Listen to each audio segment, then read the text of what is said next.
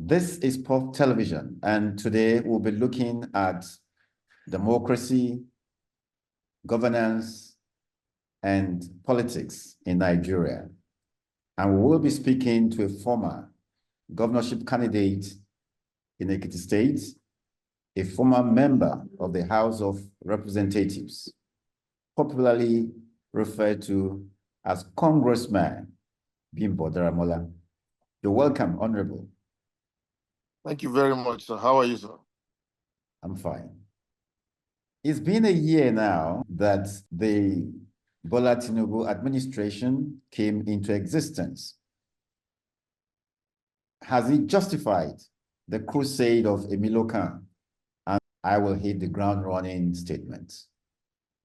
Well, again, you have to contextualize these things. There's a point of divergence and there's a point of convergence. Let's start with the convergence. The convergence is that we know that we're in a very bad shape in this country. Everybody agrees that we need a quick turnaround. I mean, from all of the malfeasance that we've seen all of this time, over time, people, you can say too many things about what has gone wrong and all of that. You know, so there's a meeting point. That's the meeting point. That's the point of convergence as compatriots, as Nigerians. There's no Nigerian today alive, within or without, who will not tell you that things are very, very tough. So we agree. Now, the point of divergence is this. Can we, in all fairness, fix all of the rot that we all agree has festered over time in 1 year? This is the point of divergence. A number of Nigerians believe that, I mean, the president we need must be one who is more like an Aladdin, a defabled Aladdin, who can just wave his magic wand and things will happen. And I'm not begging the issue. Anybody who knows me, Ashwaji himself will know that Bimbo will tell you the truth. Today, as we speak today, if Ashwaji had planted yam, cocoyam, maize, and all of beans and cocoa and all of those things on May 29, are you sure we will be in harvest season by now for some of these crops? That is to assume, I'm being very, very simplistic here. Let us assume that Ashwaji decides to say, I want to face agriculture. And in facing agriculture, I am going to go all out to invest all of the time that I've had or that I may have within the first year in agriculture.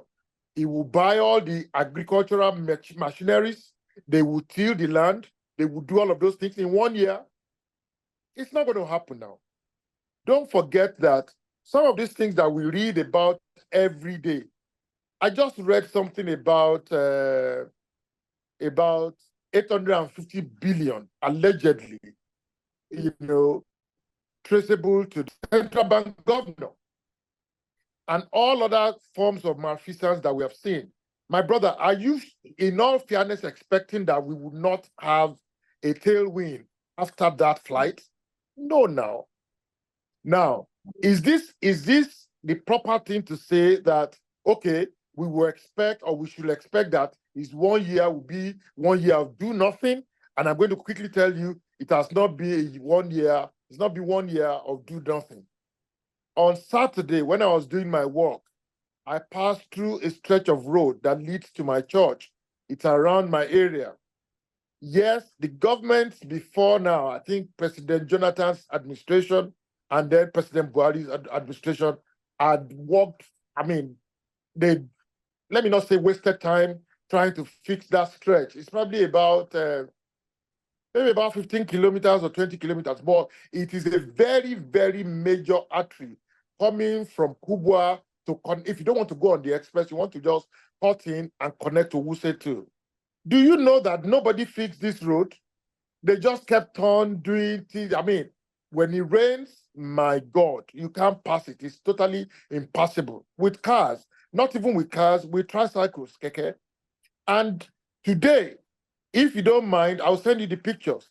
That road is being sorted by Wike and, of course, under Ashwaju. And I'm also aware that all other places, some other places in Abuja have been relatively touched by the Wike administration, by extension, the Ashwaji administration. The question to ask me is that, is Abuja Nigeria? Absolutely no. But again, people have been given authority and mandates to deliver upon the renewed hope, aspiration. But the truth of the matter is that, or the question that we should interrogate is, are you sure everybody that has been given the mandate has totally internalized the mandate in a way sufficient enough to get dividends to Nigerians? That is the question. Asiwaju cannot be in Ministry of Health. That was why he appointed a minister. Asiwaju cannot be in Ministry of Sports. Asiwaju cannot be in Ministry of Trade and Commerce. Asiwaju cannot be in Humanitarian.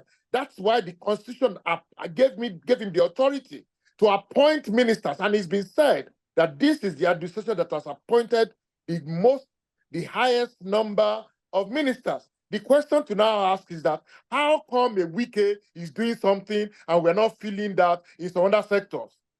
I'll give you an example. How come a young man appointed to head FHA in 3 months has gone to 22 governors within 3 months? It's one thing to give somebody a job. It's another thing for the person to internalize the job and have the capacity and the capability to deliver on the job. You can't. Yes, the buck ends on the table of Mr. President, but the truth of the matter is that in management, there is the place of delegation. So now, what would you say about the standard of living? Because that appears to be the major yardstick for people measuring the quality of governance in a place. What would you say about the standard of living today, especially as a result of inflation, whereby a lot of people cannot actually meet the requirement for a good life at the moment?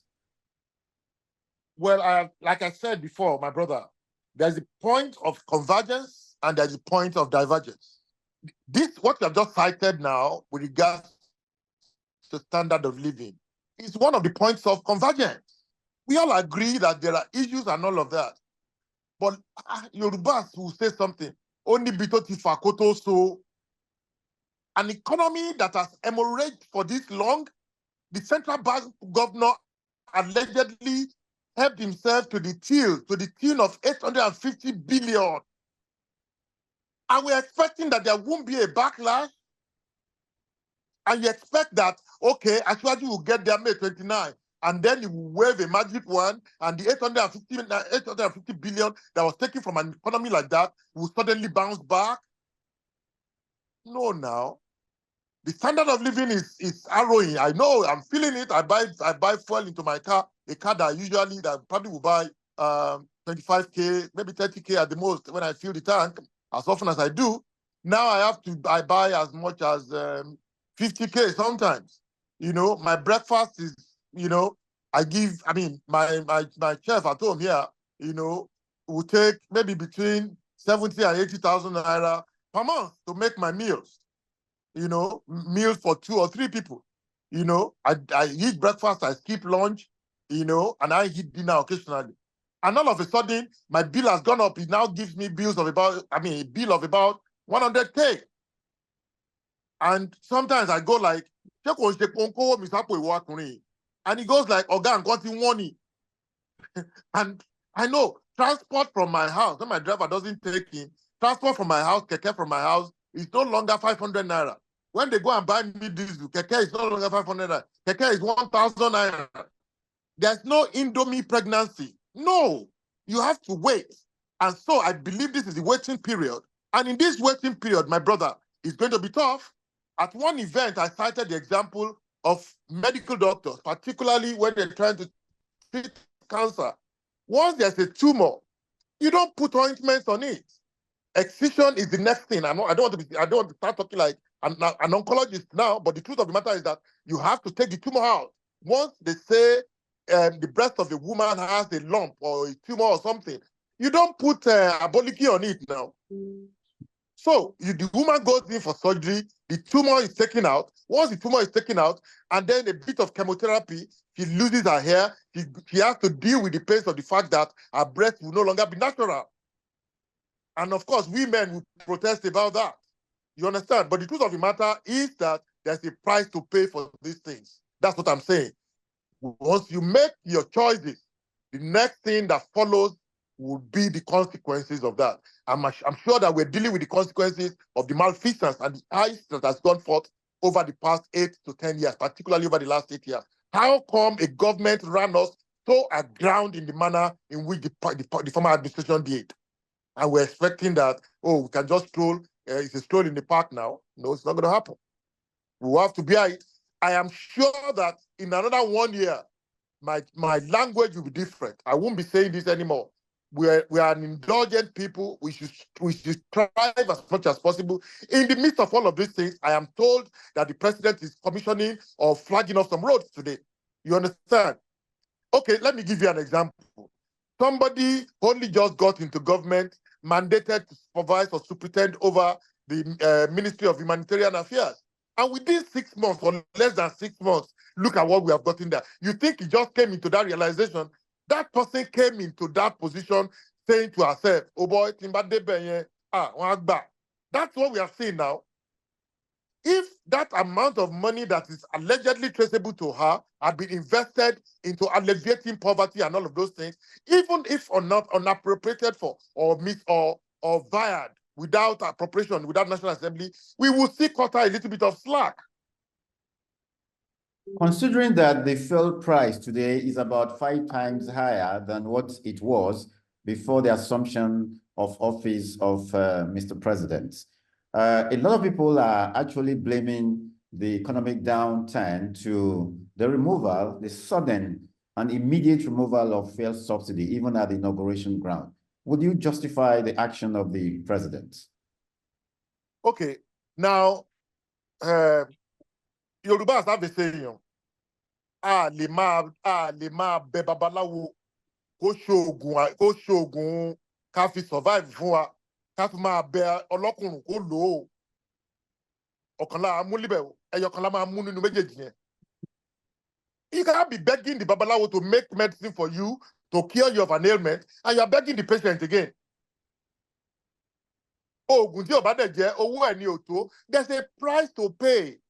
This is the same economy where a former governor, a former minister, in person of Issa Yuguda, said one of his friends, he said it on television, that one of his friends said to him, tell this President Jonathan, that he should remove this fuel subsidy because we have made too much money.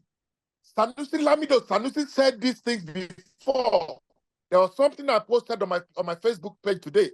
I said it's unfortunate, and that one of the sad spectacles of today is the fact that oppressors and the oppressed have come to a national consensus that, okay, we can all pursue personal aspirations, personal ambitions at the expense of corporate aspiration. What we have today is a man who has said, and actually that I know, he will say, well, this is the way I think this is going to work. I have related and hung around him for 28 years, and I have a fair idea of the fact that there would not be any justification for a man to have been in opposition for 30 years and now to get to power to waste the opportunity. I don't think that is the kind of Ashwaju that I think I know. Now, having taken off that amount, that subsidy, are you unaware of the fact that state governments are now taking almost ×2 of what used to come to them? What used to come, so a state that ordinarily will take over between 2.5 or 3 billion every month, all of a sudden has ballooned to maybe 6 or 7 billion now. So the question to ask is that, what are we doing with it? This man could have said that let us continue to pay subsidy, and then the governors will continue to struggle with paying wages. Today, we're talking about minimum wage. We're talking all because somebody had the temerity to make more money, to unfreeze some amount of money so that money can get into the hands of the people, wages can go up, and they can afford it. Yes, you might say runaway inflation is going to take the money. At the end of the day, one thing is sure, we're better off dealing with our system, with our problems from the foundation than having to deal with it from the roof.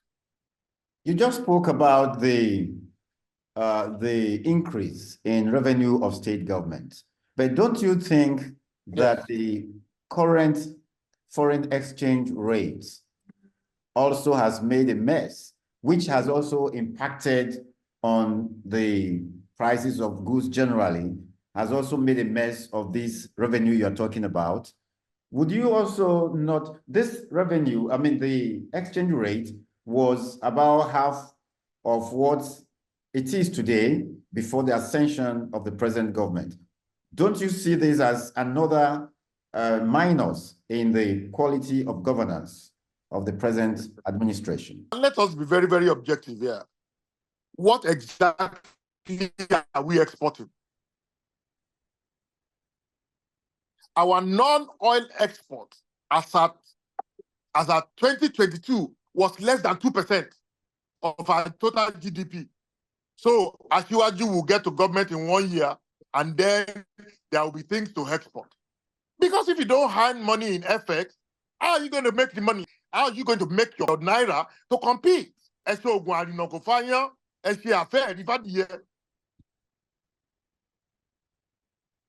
you're doing.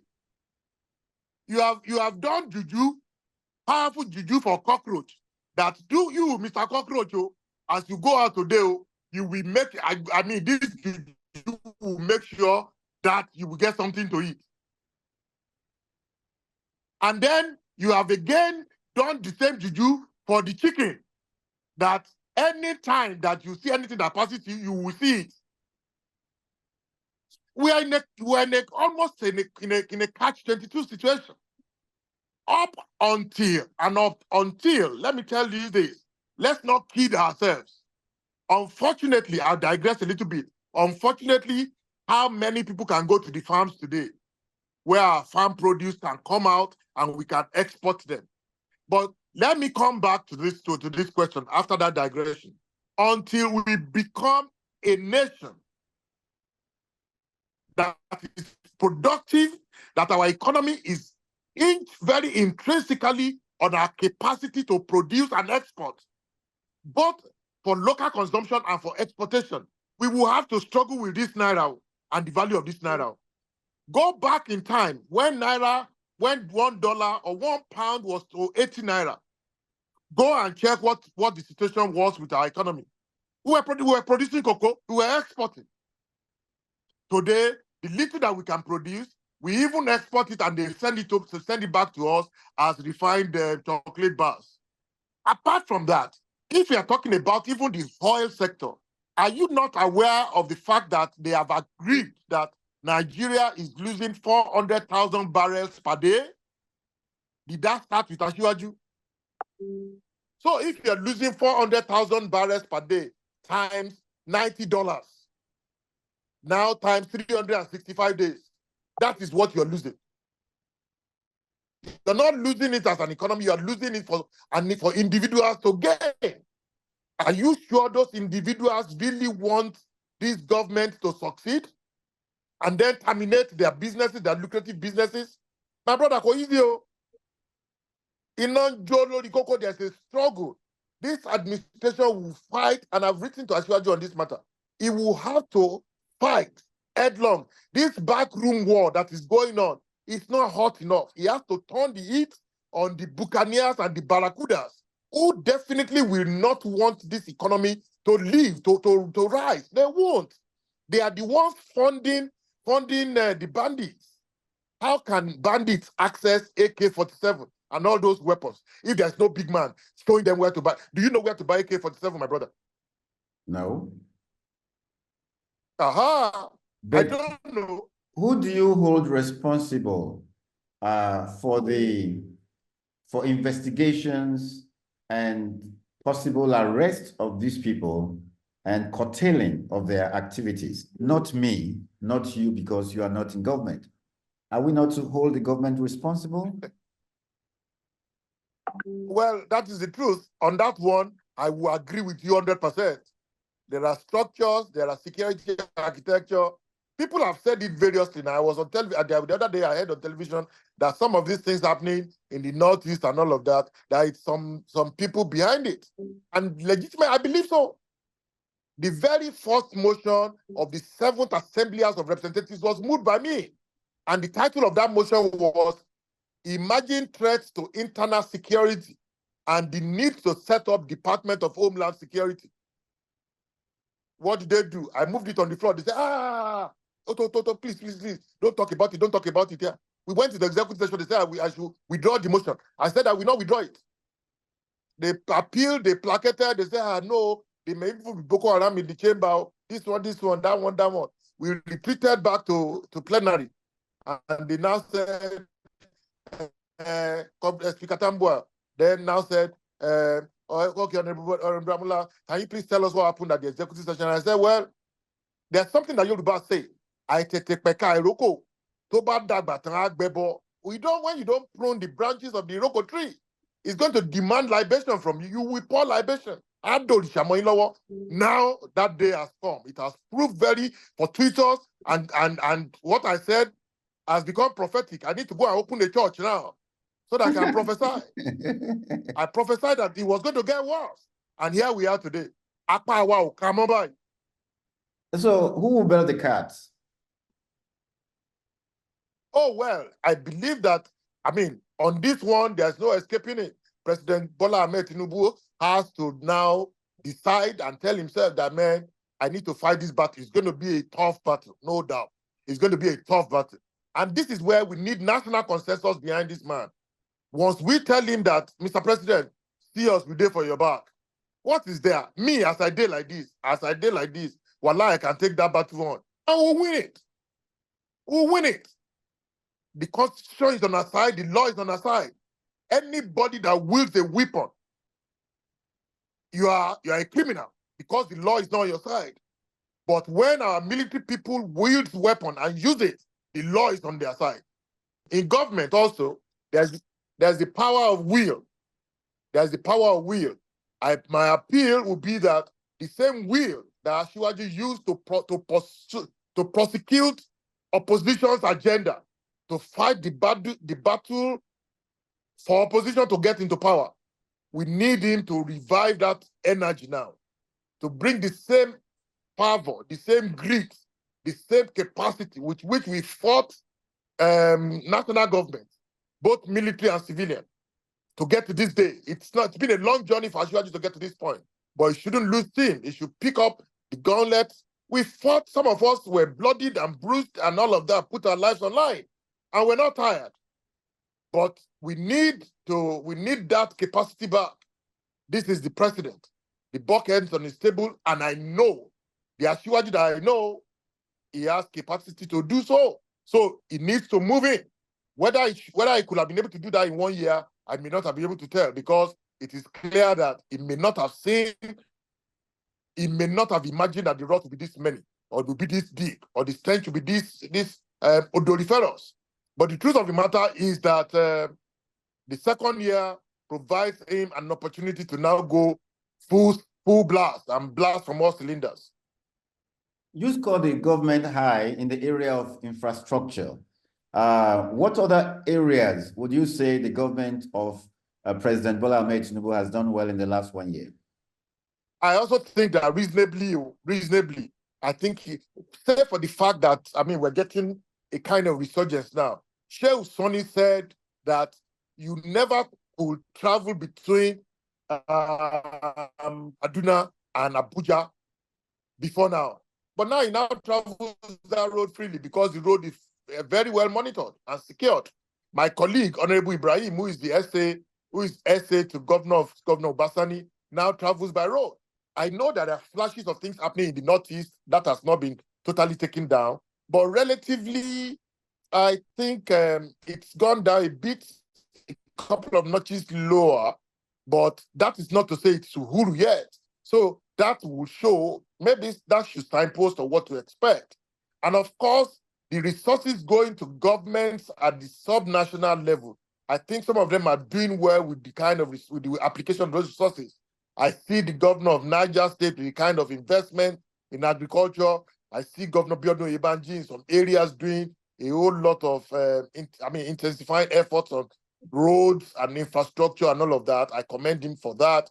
And some of these interventions that he's doing, and some of other good governors. I see Umo Eno. I see all of a sudden Nasarawa has woken up. There is now a plant that is where they are manufacturing or exploiting lithium, which is one of the raw materials for Tesla.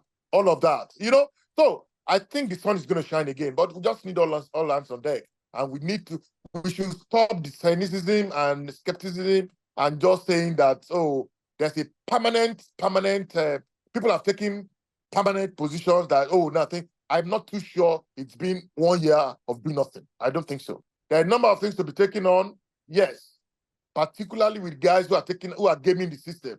I think the president needs to really, really make a lot of people examples with regards to that. And then if there are people who are not living up to expectations, who are just sitting in their offices, butt to the chair and warming the seats, I'm not too sure we have the indulgence of time, actually. In another 2 years, we'll be back on the turf, campaigning and all of those things. I don't think we should waste the next 2 years, particularly starting from May 29. The government of President Bola Ahmed Tinubu has just gone to the Supreme Court to enforce the autonomy of the local governments. What is your view about that? I think it's the right thing to do. The Attorney General is a very decent man. Lateef Fagbemi is a very decent man, and I think that is the right thing to do, to approach the court for interpretation, whether we have 2 tiers of government or 3 tiers of government. I know what the Constitution says, but let's hear what the Supreme Court eventually says. But the truth of the matter is that you have seen what some governors have done with resources of local governments. Let the Supreme Court pronounce that it is autonomous, it is a clear level of government or tier of government. Then their money goes to them. Then we don't have any reason. There's no business for Jack account or anything like that. The same way their commissioners get their money, come to Abuja to collect their money from federal allocation. That is the same way the money should just trickle down. I mean, the DMO or the CBN publishes what is released to every local government every day. Every month. But it's a surprise. It's not even a surprise. It is more often than not that some governors, particularly in the past, have not given. We've had situations where a local government administrator or chairman said what she signs for every year or every month is 150 million naira, but she only gets 7 million naira out of it. How do you reconcile that? Another issue that is not receiving consensus from the state government is about state police. There has been reluctance on the part of some state governments to agree to the creation of state police. First, what is your own view about the necessity for a state police, and what should the government also do about it in the situation where not everybody is agreeing, especially the states? Section 14, subsection 2B of the Nigerian Constitution says the primary purpose of government shall, that is self-executory, the primary purpose of government shall, security and welfare shall be the primary purpose of government. If that is the primary purpose of government, it means that if you cannot provide adequate welfare and security for the people, that means you have failed on that score.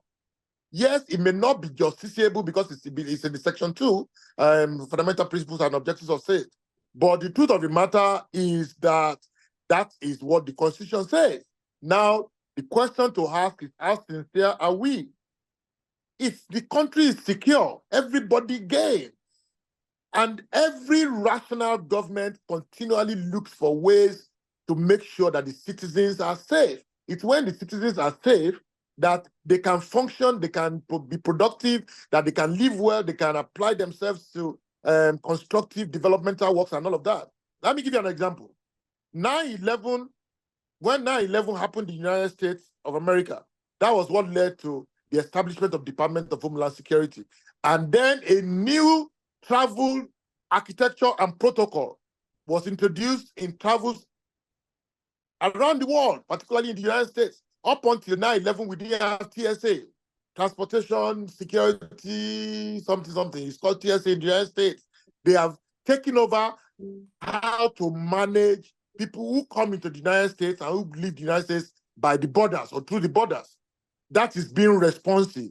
If we know that the present structure has not totally delivered on the expectation of Nigerians with regards to security, why don't we just introduce a new architecture that will make it more effective? And people have canvassed the fact that local intelligence, local knowledge will help local intelligence. I don't totally agree that that is the way to do. But what I think people should do is to invest in, first and foremost, pay these people well. Let's start from there. Pay them well. Once you pay the security people well, these are the people who go to Darfur and they deliver on their expectations. You give people 50,000 naira and you give him a weapon. You give him AK-47 and you're expecting that he will not take advantage of the weapon that he has. No, now, pay them well. When you pay them well, they can be bold to take on very serious tasks. And then number two, go into intelligence policing. Introduce science, ICT into policing. Nobody does. Yes, there's the place of infantry, there's the place of boots to the ground, but more than anything else, you can secure Nigeria by 100% once you increase our adoption of information communication technology. I know that because I also studied that, not in normal school, but it's an area of interest for me. We went to Department of Homeland Security in New York, and they showed us, and one of the guys on that team said, I can show you where the president of Ghana is. And he showed us where the president of Ghana was within 500 meters radius from 13th floor of Department of Homeland Security in New York. So these things can be sorted. It can be done. I guarantee you today that with the kind of resources available to the NSA's office and all of these guys, wallahi, we can flip it. Let me tell you, one time I was in Texas, and there's a bumper sticker that I love so much. I got one of those bumper stickers and I bought it home. Do you know what is written on that bumper sticker of that car? Okay. Commit a crime. It's a matter of time. Commit a crime. It's a matter of time. So we should get to a situation where every criminal knows that it's a matter of time. And the greatest incentive to criminals and criminality is the fact that is when they know that chances of escape is higher than the chances of being caught. What is your advice for President Bola Ahmed Tinubu's government as he goes into the second year of his administration? Well, the first thing first is to congratulate him. I mean, people have said all kinds of things. He's not well, he's not this, he's not that, but he's pulled through 1 year.